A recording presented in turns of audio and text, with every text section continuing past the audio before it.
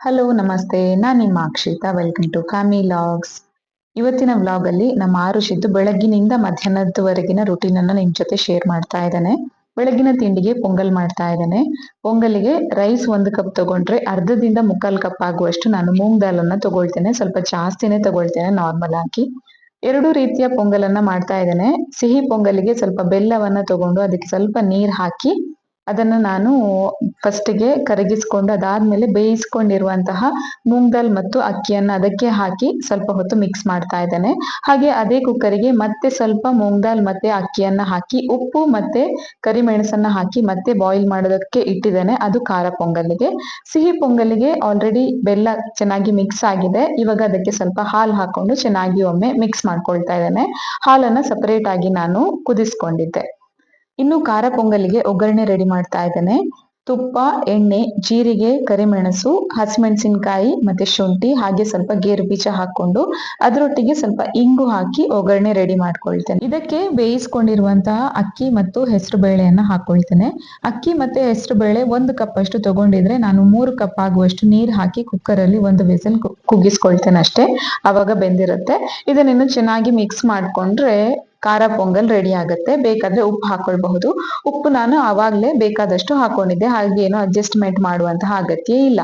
ಇಷ್ಟು ನಂದು ಕೆಲಸ ಆಗುವಾಗ ನಮ್ಮ ಆರುಷ್ ಎದ್ದಿದ್ದಾನೆ. ಬೆಳಗ್ಗೆ ಆರಾಮಾಗಿ ಹೇಳ್ತಾನೆ ಹೆಚ್ಚಾಗಿ. ವಾಶ್ರೂಮ್ ಬೆಳಗ್ಗೆ ಎದ್ದ ತಕ್ಷಣ ಅವನನ್ನೊಂದು ವಾಶ್ರೂಮಿಗೆ ಕರ್ಕೊಂಡು ಹೋಗೋದು ತುಂಬಾ ಅಗತ್ಯವಾಗಿರ್ತದೆ. ಯಾಕಂದ್ರೆ ರಾತ್ರಿ ಪೂರ್ತಿ ಹಾಗೆ ಕಟ್ಕೊಂಡಿರ್ತಾರಲ್ವಾ ಮಕ್ಕಳು. ಬೆಳಗ್ಗೆ ನಾವು ಫಸ್ಟ್ಗೆ ಅವರನ್ನ ವಾಶ್ರೂಮ್ಗೆ ಕರ್ಕೊಂಡು ಹೋಗ್ಬೇಕು. ಸೊ ಅದಕ್ಕೆ ಸ್ವಲ್ಪ ಕನ್ವಿನ್ಸ್ ಮಾಡ್ತಾ ಇದ್ದೆ. ಆರಾಮಾಗಿ ಎದ್ದು ಬರ್ತಾನೆ. ಆದ್ರೂ ನಾನು ಹೇಳ್ತಾ ಇರ್ತೇನೆ ಅವನಿಗೆ ನೆಕ್ಸ್ಟ್ ಸ್ಟೆಪ್ ಏನು ಅಂತ ಹೇಳಿ. ಸೊ ಆರಾಮಾಗಿ ಎದ್ದು ಬರ್ತಾನೆ. ಅದಾದ್ಮೇಲೆ ಬ್ರಷ್ ಮಾಡುವ ಅಂತ ಹೇಳುವಂತ ಇದ್ದೆ ನಾನು. ಅವಾಗ ಅವನು ಸ್ಲೇಟ್ ಇಟ್ಕೊಂಡು ಕುತ್ಕೊಂಡಿದ್ದಾನೆ. ಆಕ್ಚುಲಿ ವಾಶ್ರೂಮಿಗೆ ಒಂದು ಕರ್ಕೊಂಡು ಹೋಗ್ತೇನೆ ಬೆಳಗ್ಗೆ ಎದ್ದಾಗ. ಡೈಪರ್ ಎಲ್ಲ ಏನು ಹಾಕೋದಿಲ್ಲ, ಇವಾಗ ಕಂಪ್ಲೀಟ್ಲಿ ಸ್ಟಾಪ್ ಆಗಿದೆ ಅಂತಾನೆ ಹೇಳ್ಬೇಕು. ಇದು ತುಂಬಾ ವರ್ಷನೇ ಆಗಿದೆ ಅನ್ಸುತ್ತೆ ಇವಾಗ ನಾನು ಡೈಪರ್ ಎಲ್ಲ ಹಾಕೋದು ಸ್ಟಾಪ್ ಮಾಡಿ ಅವನಿಗೆ ರಾತ್ರಿ ಹೊತ್ತು. ಅವನು ರಾತ್ರಿ ಮಲ್ಗುವಾಗ ಏನ್ ಆಟ ಆಡ್ತಿದ್ದ ಅದು ಅವನ ಮೈಂಡ್ ಅಲ್ಲಿ ಹಾಗೇ ಇರ್ತದೆ.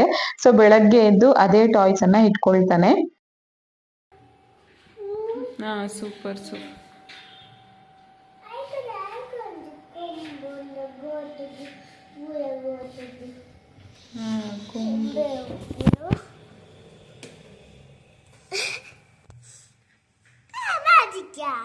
ಸೂಪರ್.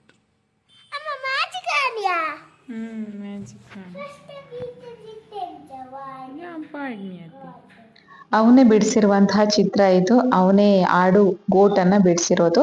ಅದಾದ್ಮೇಲೆ ಬ್ರಷ್ ಮಾಡ್ಲಿಕ್ಕೆ ಬಂದ. ಆರಾಮಾಗಿ ಬೆಳಗ್ಗೆ ಒಂದು ಕಳೆದ್ರೆ ತುಂಬಾ ಚೆನ್ನಾಗಿರ್ತದೆ ದಿನ ಪೂರ್ತಿ ಅನ್ನುವಂತಹ ಭಾವನೆ ನನ್ನದು. ಸೊ ಅವನಿಗೆ ಬೇಕಾದ ಹಾಗೆ ಅಡ್ಜಸ್ಟ್ ಮಾಡ್ಕೊಂಡು ನನ್ನ ಕೆಲಸವನ್ನ ಕೂಡ ಹಾಗೆ ನೋಡ್ಕೊಂಡು ಅವನ ದಿನವನ್ನ ನಾನು ಶುರು ಮಾಡ್ಲಿಕ್ಕೆ ನನ್ನ ಪ್ರಯತ್ನ ಮಾಡ್ತೇನೆ. ಅದು ಚಿಕ್ಕನಿಂದಲೂ ಅಷ್ಟೇ. ನಾನು ಇದೇ ತರ ಬೆಳಗಿನ ರೂಟೀನ್ ಅನ್ನ ಫಾಲೋ ಮಾಡ್ತೇನೆ.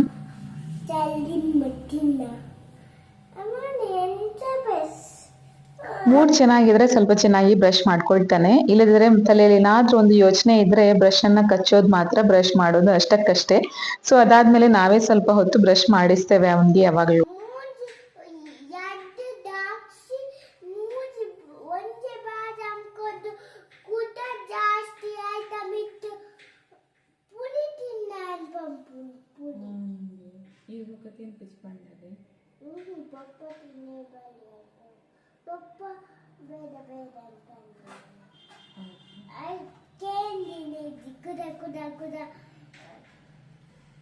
ಪ್ರೀವಿಯಸ್ ಡೇ ಅವನ ತಂದೆ ಜೊತೆಗೆ ಹೊರಗಡೆ ಹೋಗಿದ್ದ ಸೂಪರ್ ಮಾರ್ಕೆಟ್ಗೆ ಡ್ರೈ ಫ್ರೂಟ್ಸ್ ತರೋದಕ್ಕಂತ ಹೇಳಿ. ಅಲ್ಲಿ ಡ್ರೈ ಫ್ರೂಟ್ಸ್ ಕೊಡೋರು ಇವನಿಗೆ ಏನೋ ಡ್ರೈ ಫ್ರೂಟ್ಸ್ ಎಲ್ಲ ಕೊಟ್ಟಿದಾರಂತೆ. ಅದ್ರ ಮೇಲೆ ಹುಳಿ ಒಂದು ತಿನ್ನು ಅಂತ ಹೇಳಿ ಕೊಡ್ತಿದ್ರಂತೆ. ಅದನ್ನ ಧೀರಜ್ ಬೇಡ ಅಂತ ಹೇಳಿದ್ರು, ನಾನು ಕೂಡ ಬೇಡ ಅಂತ ಹೇಳಿದೆ. ಅದೆಲ್ಲ ಸ್ಟೋರಿ ಹೇಳ್ತಿದ್ದ. ಇವಾಗ ಪ್ರೀವಿಯಸ್ ಡೇ ಇದ್ದು ಸ್ಟೋರಿ ಇವಾಗ ನೆನಪಾಗ್ತಿದೆ ಅವನಿಗೆ. ಎಲ್ಲಿಯಾದ್ರೂ ಹೋದ್ರೆ ಏನೆಲ್ಲ ಆಗಿದೆ ಅದೆಲ್ಲ ಬಂದು ಹೇಳ್ತಾನೆ. ಅದಾದ್ಮೇಲೆ ನಾನು ಸ್ವಲ್ಪ ಬ್ರಷ್ ಮಾಡಿಸಿದೆ.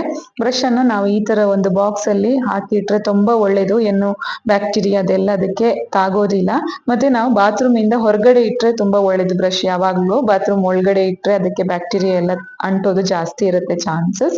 ನಾನು ಅವನಿಗೆ ಒಂದು ಗ್ಲಾಸ್ ಅಲ್ಲಿ ನೀರ್ ಕೊಟ್ಟಿರ್ತೇನೆ ಮೌತ್ ವಾಶ್ ಮಾಡೋದಕ್ಕೆ. ಯಾಕಂದ್ರೆ ಹಾಗೆ ಟ್ಯಾಪ್ ಅಲ್ಲಿ ಮಾಡಿದ್ರೆ ಅಷ್ಟು ಕ್ಲೀನ್ ಆಗೋದಿಲ್ಲ ಮಕ್ಳು ಮಾಡಿದ್ರೆ ಅಂತ ಹೇಳಿ. ಬೆಳಗ್ಗೆ ಒಂದ್ ಸ್ವಲ್ಪ ನೀರ್ ಕೊಟ್ಟಿರ್ತೇನೆ ಅವನಿಗೆ ಕುಡಿಯೋದಕ್ಕಂತ ಹೇಳಿ, ಸ್ವಲ್ಪ ಬೆಚ್ಚಗಿನ ನೀರು. ಇದು ಬೆಳಗ್ಗೆ ನಾವು ನೀರ್ ಕೊಟ್ರೆ ತುಂಬಾ ಒಳ್ಳೇದು ಮಕ್ಳಿಗೆ. ರಾತ್ರಿ ಪೂರ್ತಿ ಏನು ತಿಂದಿರಲ್ಲ, ಏನು ಕುಡ್ದಿರಲ್ಲ ಅಲ್ವಾ. ಸೊ ಬೆಳಗ್ಗೆ ಸ್ವಲ್ಪ ನೀರನ್ನ ಕೊಟ್ರೆ ಅವ್ರದ್ದು ಬ್ರೈನ್ ಕೂಡ ಚೆನ್ನಾಗಿ ಆಕ್ಟಿವೇಟ್ ಆಗತ್ತೆ. ಅಂಡ್ ಅವ್ರು ಕೂಡ ಹ್ಯಾಪಿಯಾಗಿರೋದಕ್ಕೆ ಒಳ್ಳೆ ಇದೊಂದು ಟಿಪ್ ಅಂತಾನೆ ಹೇಳ್ಬೇಕು. ಸೊ ಬೆಳಗ್ಗೆ ನಾನು ಸ್ವಲ್ಪ ಅವನಿಗೆ ನೀರ್ ಕೊಡ್ತೇನೆ. ಅದಾದ್ಮೇಲೆ ಅವನಿಗೆ ಫಸ್ಟಿಗೆ ನಾವು ಕೊಡೋದು ಡ್ರೈ ಫ್ರೂಟ್ಸ್. ಇದನ್ನ ರಾತ್ರಿನೇ ನೆನ್ಸಿಟ್ಟಿರ್ತೇನೆ, ಅದನ್ನ ಬೆಳಗ್ಗೆ ಕೊಡ್ತೇವೆ. ಅವನಿಗೆ ಯಾವ್ದು ಎಷ್ಟು ತೆಗಿಬೇಕು ಅಂತ ಹೇಳಿ ಆಲ್ರೆಡಿ ನಾವು ಹೇಳಿರ್ತೇವೆ. ಅದ್ರ ಪ್ರಕಾರನೇ ತೆಗಿತಾನೆ. ಆದ್ರೆ ಕೆಲವೊಂದ್ಸಲ ಮಿಸ್ ಮಾಡ್ತಾನೆ, ಆದ್ರೆ ಅಡ್ಜಸ್ಟ್ ಮಾಡ್ಕೊಳ್ತಾನೆ. ನಮ್ಮ ಹತ್ರ ಹೇಳ್ತಾನೆ. ಎಕ್ಸ್ಟ್ರಾ ಏನಾದ್ರೂ ಅವನು ತೆಗ್ದಿದ್ರೆ ನಮ್ಮ ಹತ್ರ ಫಸ್ಟಿಗೆ ಹೇಳ್ತಾನೆ.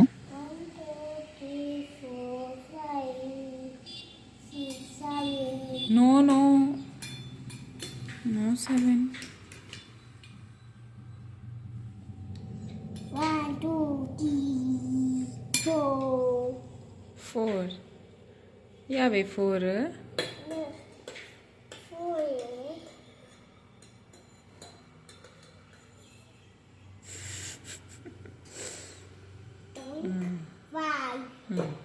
ಇದು ಒಂದು ಚಿಕ್ಕ ಕೆಲಸ. ಆಕ್ಚುಲಿ ಅವನಿಗೆ ಸ್ವಲ್ಪ ಟೈಮ್ ಜಾಸ್ತಿ ಬೇಕಾಗ್ತದೆ.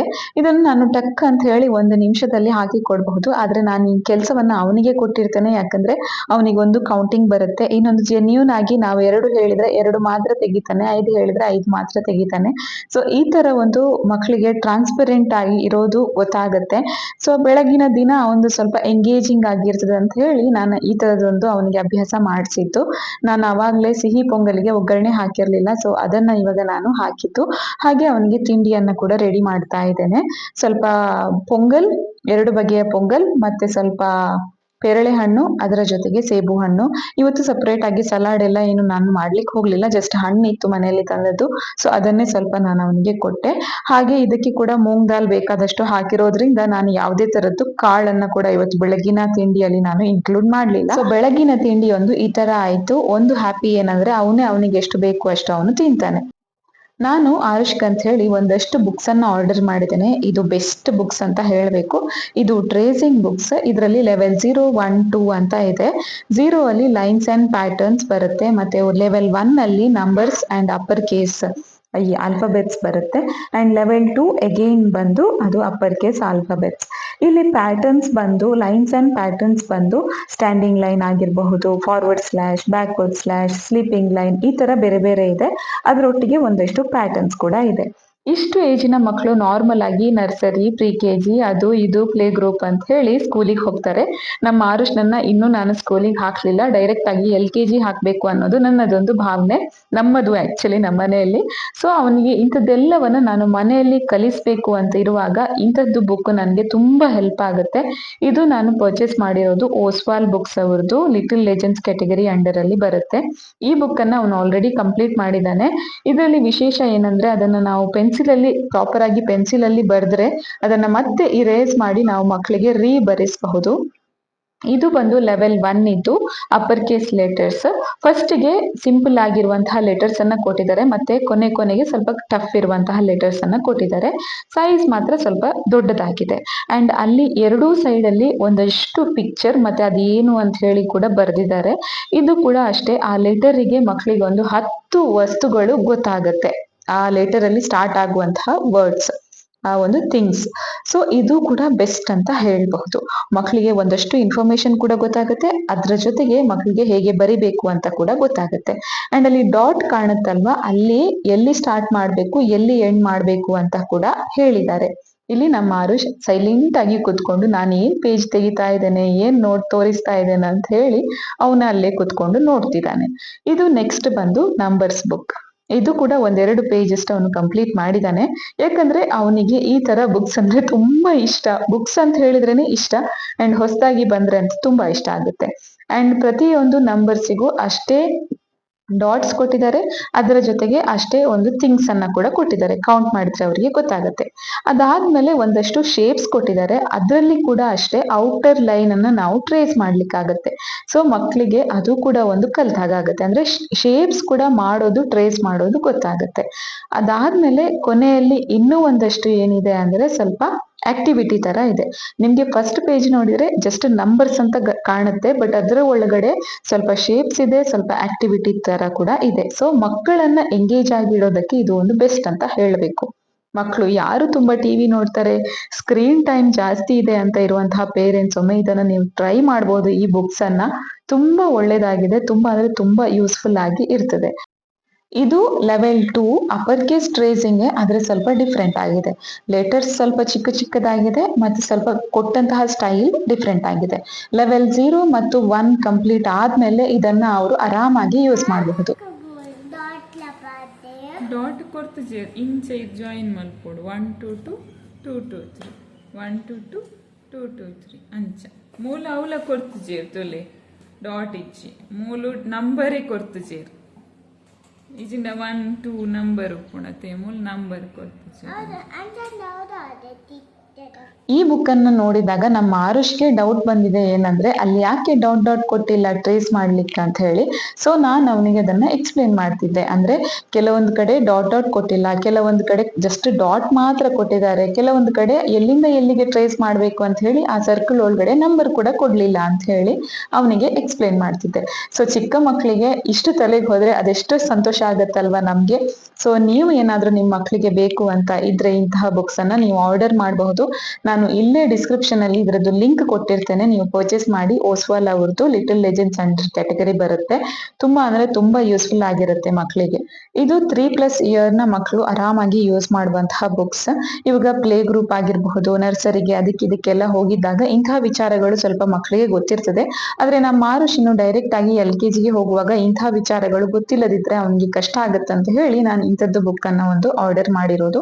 ತುಂಬಾ ಯೂಸ್ಫುಲ್ ಆಗಿರ್ತದೆ ಮಕ್ಕಳಿಗೆ. ನಾವು ಮನೆಯಲ್ಲೇ ಹೇಳಿಕೊಟ್ರೆ ಅವರಿಗೆ ಕೂಡ ಖುಷಿ ಆಗತ್ತೆ ಅಂಡ್ ಇಂಟ್ರೆಸ್ಟ್ ಬರುತ್ತೆ. ವಿಶೇಷವಾಗಿ ನಾವು ಮಕ್ಕಳಿಗೆ ಮನೆಯಲ್ಲಿ ಬುಕ್ ಕೊಟ್ರೆ ಇಂಟ್ರೆಸ್ಟ್ ಬರುತ್ತೆ.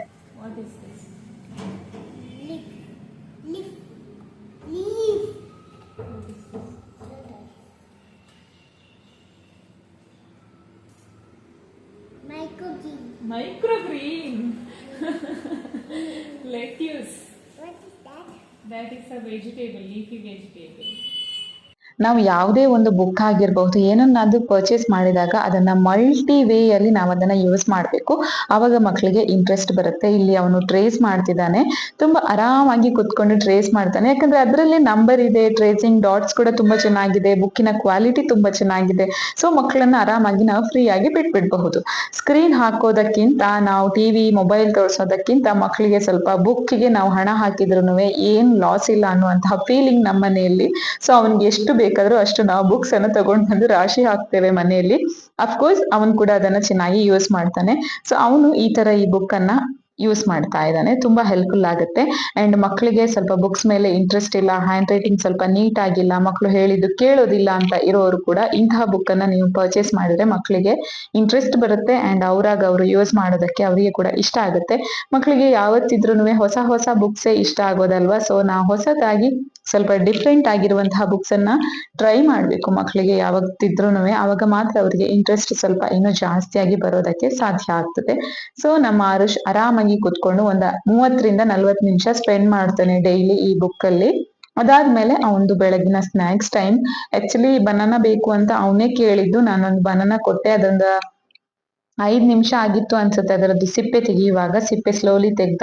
ಅದು ಒಂದು ಬೈಟ್ ತಿನ್ನುವಾಗ ಅವನಿಗೆ ಅದು ಸ್ವಲ್ಪ ಹಾರ್ಡ್ ಇತ್ತು ಅಂತ ಅನ್ನಿಸ್ತು. ಸೊ ಅದಾದ್ಮೇಲೆ ನನಗೆ ಇದು ಬೇಡ ಅಂತ ಹೇಳಿದ. ಬೇರೇನೋ ಆಪ್ಷನ್ ಇರ್ಲಿಲ್ಲ.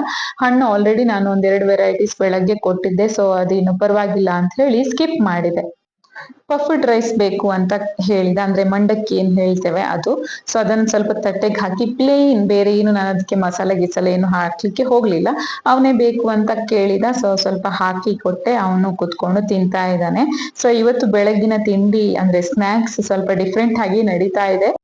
ರಿಯಲ್ ಅಂಡ್ ರಾ ಆಗಿರೋದ್ರಿಂದ ನಾನು ಆ ಥರನೇ ಇಡ್ತಾ ಇದ್ದೇನೆ ಕ್ಲಿಪ್ ಅನ್ನ. ಯಾಕಂದ್ರೆ ಪ್ರತಿದಿನ ನಾನು home made laddu, home made ಅದು ಇದು ಅಂತ ಕೊಡೋದಿಲ್ಲ. ಕೆಲವೊಂದ್ಸಲ ಈ ತರ ಕೂಡ ಇರುತ್ತೆ ನಮ್ಮ ಮನೆಯಲ್ಲಿ ಕೂಡ. ಬೆಳಗ್ಗೆ ಅವನು ಹಾಲು ಕುಡ್ತಿರ್ಲಿಲ್ಲ, ಹಾಲು ಬೇಕು ಒಂದ್ ಸ್ವಲ್ಪ ಅಂತ ಕೇಳಿದ. ಸೊ ಮತ್ತೆ ಒಂದ್ ಸ್ವಲ್ಪ ಹಾಲು ಕೊಡ್ಲಿಕ್ಕೆ ಇಲ್ಲಿ ಪ್ರಿಪೇರ್ ಮಾಡಿದ್ದೇನೆ. ಆಕ್ಚುಲಿ ಏನಂದ್ರೆ ಚಿಕ್ಕ ಕಪ್ಪಲ್ಲಿ ಕೊಟ್ಟಿರ್ತೇನೆ ನಾನು ಅವನಿಗೆ ಹಾಲು, ತುಂಬಾ ಜಾಸ್ತಿ ಯಾವತ್ತು ಕೊಡೋದಿಲ್ಲ, ಇಷ್ಟೇ ಕುಡಿಯೋದು ಅವನು ಒಂದ್ ಸಲಕ್ಕೆ. ಸೊ ಅಷ್ಟೇ ಕೊಟ್ಟಿರ್ತೇನೆ. ಡೈಲಿ ಅಭ್ಯಾಸ ಅಂತೂ ಇಲ್ಲ, ಅಂದ್ರೆ ಬೆಳಗ್ಗೆ ಒಂದಿಷ್ಟು ಹಾಲು ಕುಡಿಬೇಕು, ಒಂದು ಗ್ಲಾಸ್ 200 ml ಕುಡಿಬೇಕು, 400 ml ಕುಡಿಬೇಕು, ಆ ತರ ಎಲ್ಲ ನಾನು ಯಾವತ್ತೂ ಮಾಡೋದಿಲ್ಲ ಹಾಲು. ಅವನಿಗೆ ಬೇಕು ಅಂತ ಇದ್ರೆ ಅವನೇ ಕೇಳ್ತಾನೆ, ಅವಾಗ ನಾನು ಕೊಡ್ತೇನೆ, ಇಲ್ಲದಿದ್ರೆ ಇಲ್ಲ. ಅದಾದ್ಮೇಲೆ ಅವನನ್ನ ಸ್ವಲ್ಪ ಹೊರಗಡೆ ಕರ್ಕೊಂಡು ಹೋಗಿದ್ದೇನೆ. ಆಕ್ಚುಲಿ ಇವಾಗ ಚಳಿಗಾಲದಲ್ಲಿ, ಅದು ಕೂಡ ಈ ಬೆಂಗಳೂರಲ್ಲಿ ನಮ್ಗೆ ಸನ್ಲೈಟ್ ಸಿಗೋದೇ ತುಂಬಾ ಅಪರೂಪ ಆಗಿ ಹೋಗ್ಬಿಟ್ಟಿದೆ. ಸೊ ನಾನು ಏನ್ ಮಾಡ್ತೇನೆ, ಒಂದು 11 ಗಂಟೆ ಆದ್ಮೇಲೆನೆ ಕೆಳಗಡೆ ಕರ್ಕೊಂಡು ಹೋಗ್ತೇನೆ ಅವನನ್ನ. ಬೆಳಗ್ಗೆ ಟೈಮಲ್ಲಿ, ಸಂಜೆ ಟೈಮಲ್ಲಿ ಮತ್ತೆ ನನ್ಗೆ ಸನ್ಲೈಟ್ ಇರುವ ಹೊತ್ತಿಗೆ ಕೆಳಗಡೆ ಹೋಗೋದಕ್ಕಾಗೋದಿಲ್ಲ. ಮನೆಯಲ್ಲಿ ನನ್ಗೆ ಬೇರೆ ಕೆಲಸ ಇರ್ತದೆ, ಅಂದ್ರೆ ಟ್ಯೂಷನ್ ಎಲ್ಲ ಕೊಡ್ತೇನಲ್ವಾ ನಾನು. ಸೊ ಮಕ್ಳಿರುವಾಗ ಮನೆಯಲ್ಲಿ ನನ್ಗೆ ಸಂಜೆ ಟೈಮಲ್ಲಿ ಟೈಮ್ ಸಿಗೋದಿಲ್ಲ. 6 ಗಂಟೆ ಮೇಲೆ ಆಗುತ್ತೆ ನಾನು ಕೆಳಗಡೆ ಹೋಗುವಾಗ, ಆವಾಗ ಸನ್ಲೈಟ್ ಏನು ಇರೋದಿಲ್ಲ. ಸೊ 11 ಗಂಟೆನೆ ಬೆಸ್ಟ್ ಟೈಮ್ ನನ್ಗೆ ಬೆಳಗ್ಗೆ. ಸೊ ಬೆಳಗಿನ ಎಲ್ಲ ಒಮ್ಮೆ ಕೆಲಸ ಆದ್ಮೇಲೆ ಅವನನ್ನ ಒಂದು ಅರ್ಧದಿಂದ 1 ಗಂಟೆ ಕೆಳಗಡೆ ಇರ್ತೇನೆ ನಾನು ಹೆಚ್ಚಾಗಿ. ಸೊ ಕೆಳಗಡೆ ಕರ್ಕೊಂಡು ಹೋಗ್ತೇನೆ.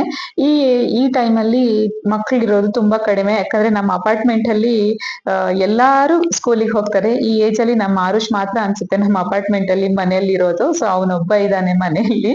ಮೇ ಬಿ ನೆಕ್ಸ್ಟ್ ಇಯರ್ ಅವನು ಕೂಡ ಹೋಗ್ತಾನೆ. ಅಫ್ಕೋರ್ಸ್ ನೆಕ್ಸ್ಟ್ ಇಯರ್ ಅವನು ಹೋಗ್ಲೇಬೇಕಾಗ್ತದೆ, LKG ಅಲ್ವಾ. ಜೂನ್ 1 ಗೆ ಎಕ್ಸಾಕ್ಟ್ಲಿ 4 ವರ್ಷ ಕಂಪ್ಲೀಟ್ ಆಗ್ತದೆ. ಸೊ ಜೂನ್ 1 ಇಂದ ಅವರು LKG ಗೆ ತಗೊಳ್ತಾರೆ ಅಂತ ಹೇಳಿದ್ದಾರೆ. ನಾವೊಂದು ಸ್ಕೂಲಲ್ಲಿ ಕೂಡ ವಿಚಾರಿಸಿ ನೋಡಿದ್ವಿ. ಇನ್ನು ಮನೆಗೆ ಹೋಗುವ ಟೈಮ್, ಅದೆಷ್ಟು ಆಡಿದ್ರುನುವೆ ಹೋಗುವಾಗ ಒಂದ್ ಸ್ವಲ್ಪ ಬೇಜಾರು ಮುಖ ಇರ್ತದೆ ಕೆಲವೊಂದಿನ ಆರಾಮಾಗಿ ಹೋಗ್ತಾನೆ. ಮನೆಯಲ್ಲಿ ಬೇಕಾದಷ್ಟು ನೀರು ಕುಡಿಸಿ ಕರ್ಕೊಂಡ್ ಬಂದ್ರೆ ಅವನಿಗೆ ಅರ್ಜೆಂಟ್ ಆಗಿ ವಾಶ್ರೂಮ್ ಹೋಗ್ಲಿಕ್ಕೆ ಇರ್ತದಲ್ವಾ, ಅವಾಗ ಚೆನ್ನಾಗಿ ಹೊರಡ್ತಾನೆ. ಇಲ್ಲದ್ರೆ ಸ್ವಲ್ಪ ಯಾವಾಗ್ಲೂ ಸ್ಯಾಡ್ ಮುಖ ಇಟ್ಕೊಂಡಿರ್ತಾನೆ, ಬೇಜಾರು ಮುಖ. ಮತ್ತೆ ನಾನು ಮನೆಗೆ ಕರ್ಕೊಂಡ್ ಬಂದು ಅವನನ್ನ ಸ್ನಾನ ಮಾಡಿಸಿ ನಾನು ಅವನಿಗೆ ಮಧ್ಯಾಹ್ನದ್ದು ಊಟ ರೆಡಿ ಮಾಡ್ತಾ ಇದ್ದೇನೆ. ಇದು ಇವತ್ತಿನ ಊಟಕ್ಕೆ ಸಿಂಪಲ್ ಆಗಿ ನಮ್ಗೆ ಏನಿರುತ್ತೆ ಅದೇ ಅವನಿಗೆ ಕೂಡ ಕೊಡ್ತೇನೆ. ಅವನಿಗೆ ಇವತ್ತೊಂದು ಆಮ್ಲೆಟ್ ತರ ಮಾಡಿದ್ದೇನೆ. ಅದಕ್ಕೆ ಟೊಮ್ಯಾಟೊ ಆನಿಯನ್ ಏನು ಹಾಕ್ಲಿಲ್ಲ, ಪ್ಲೇನ್ ಎಗ್, ಅದಕ್ಕೆ ಪೆಪ್ಪರ್ ಪುಡಿ, ಸಾಲ್ಟ್ ಮತ್ತೆ ಅರಶಿನ. ಹಾಗೆ ನಮ್ಗೆ ಸೋರೆಕಾಯಿ ಪಲ್ಯ ಮಾಡಿದ್ದೆ, ಮತ್ತೆ ಅದು ಅಲಸಂಡೆ ಬೀಜದೊಂದು ಪಲ್ಯ ಮಾಡಿದ್ದೆ. ಹಾಗೆ ಸ್ವಲ್ಪ ಮೊರಿಂಗಾ ಪೌಡರ್, ಅದಕ್ಕೆ ಸ್ವಲ್ಪ ತುಪ್ಪ. ಇದು ಒಂದು ಮಧ್ಯಾಹ್ನದ ಊಟ. ಇದು ಸಿಂಪಲ್ ಆದಂತಹ ಊಟನೇ, ವಿಶೇಷವಾದಂತಹ ಊಟ ಏನೂ ಅಲ್ಲ. ಸೊ ಮಕ್ಳಿಗೆ ಏನಂದ್ರೆ ನಾವು ಡೈಲಿ ಮೊಟ್ಟೆ ಕೊಟ್ರೆ ಒಳ್ಳೇದು, ಡೈಲಿ ಆಗ್ಲಿಲ್ಲ ಅಂದ್ರೂ ಒಂದು 2 ದಿನಕ್ಕೊಂದಾದ್ರೂ ಕೊಟ್ರೆ ಒಳ್ಳೇದು. ಸೊ ನಾನು ಡೈಲಿ ಅಂತೂ ಕೊಡೋದಿಲ್ಲ, 2 ದಿನಕ್ಕೊಮ್ಮೆ ಹೆಚ್ಚಾಗಿ ಕೊಡ್ತೇನೆ. ಕೆಲವೊಂದ್ಸಲ 3 ದಿನಕ್ಕೊಮ್ಮೆ ಆಗ್ತದೆ. ಏನಾದ್ರೂ ಬೇರೆ ಪಲ್ಯ ಎಲ್ಲ ಇದ್ರೆ ಅವನಿಗೆ ಕೂಡ ಅಷ್ಟೊಂದು ಇಷ್ಟ ಆಗೋದಿಲ್ಲ, ಸೊ ಸ್ಕಿಪ್ ಮಾಡ್ತೇನೆ. ಮತ್ತೆ ಸಂಜೆ ಟೈಮಲ್ಲಿ ಅಥವಾ ರಾತ್ರಿ ಟೈಮಲ್ಲಿ ಕೊಡೋದು ತುಂಬಾ ಅಪರೂಪ. ನಾನು ಬೆಳಗ್ಗೆ ಅಥವಾ ಮಧ್ಯಾಹ್ನ ನಾನು ಅವನಿಗೆ ಹೆಚ್ಚಾಗಿ ಮೊಟ್ಟೆ ಕೊಡೋದು. ರಾತ್ರಿ ಕೂಡ ಕೊಡ್ಬೋದು, ಯಾಕಂದ್ರೆ ನಮ್ದು ಊಟ 7:30 ಅಷ್ಟೊತ್ತಿಗೆ ಆಗಿರ್ತದೆ. ಸೊ ಏನ್ ಪ್ರಾಬ್ಲಮ್ ಇಲ್ಲ, 10 ಗಂಟೆವರೆಗೆ ಅದು ಕರಗಿರ್ತದೆ ಚೆನ್ನಾಗಿ. ಆದ್ರೂನು ನಾನು ಹೆಚ್ಚಾಗಿ ಚೂಸ್ ಮಾಡೋದು ಬೆಳಗ್ಗೆ ಅಥವಾ ಮಧ್ಯಾಹ್ನ ಎಗ್ ಕೊಡುವಾಗ. ಇನ್ನು ಈ ತರ ಏನಾದ್ರೂ ಕಲರ್ಫುಲ್ ಆದಂತಹ ಪ್ಲೇಟ್ ಅಂದ್ರೆ ಅವನಿಗೆ ಇಷ್ಟ ಆಗುತ್ತೆ. ಆದ್ರೆ ಅದನ್ನ ಕೂಡ ಅವನಿಗೆ ಏನ್ ಅದ್ರಲ್ಲಿ ತುಂಬಾ ಇಷ್ಟ ಅದನ್ನ ಬೇಗ ಖಾಲಿ ಮಾಡಿ ಕುತ್ಕೊಳ್ತಾನೆ. ಮತ್ತೆ ಉಳ್ದಂತಹ ವಸ್ತುವನ್ನ ಕೊನೆಗೆ ತಿಂತಾನೆ. ಉಳ್ದಂತಹ ಊಟ ಏನಿರುತ್ತೆ ಅದನ್ನ ಅವನು ಕೊನೆಯಲ್ಲಿ ತಿಂತಾನೆ. ಇಲ್ಲಿ ಅವನಿಗೆ ಅಲಸಂಡೆ ಬೀಜ ಇವತ್ತು ಇಷ್ಟ ಆಗಿದೆ. ಪ್ಲೇಟ್ ನೋಡುವಾಗ ಗೊತ್ತಾಗುತ್ತೆ ನಮ್ಗೆ ಅವನಿಗೆ ಏನ್ ಇಷ್ಟ ಆಗಿದೆ, ಏನು ಇಷ್ಟ ಆಗ್ಲಿಲ್ಲ ಅಂತ ಹೇಳಿ. ಹಾಗಂತ ಹೇಳಿ ನೆಕ್ಸ್ಟ್ ಟೈಮ್ ನಾನು ಸೋರೆಕಾಯಿ ಪಲ್ಯ ಹಾಕದೆ ಬಿಡೋದಿಲ್ಲ, ಹಾಕೇ ಹಾಕ್ತೇನೆ. ಬಟ್ ಅವನು ಎಷ್ಟು ಬೇಕಷ್ಟು ತಿಂತಾನಷ್ಟೇ. ಸೊ ಇಷ್ಟೇ ಈ ಒಂದು ವ್ಲಾಗ್ ಅನ್ನ ನಾನು ಇಲ್ಲಿಗೆ ಎಂಡ್ ಮಾಡ್ತಾ ಇದ್ದೇನೆ. ಇನ್ನು ನಾನು ನೆಕ್ಸ್ಟ್ ವಿಡಿಯೋದಲ್ಲಿ ಸಿಗ್ತೀನಿ. ಅಲ್ಲಿವರೆಗೆ take care and bye bye.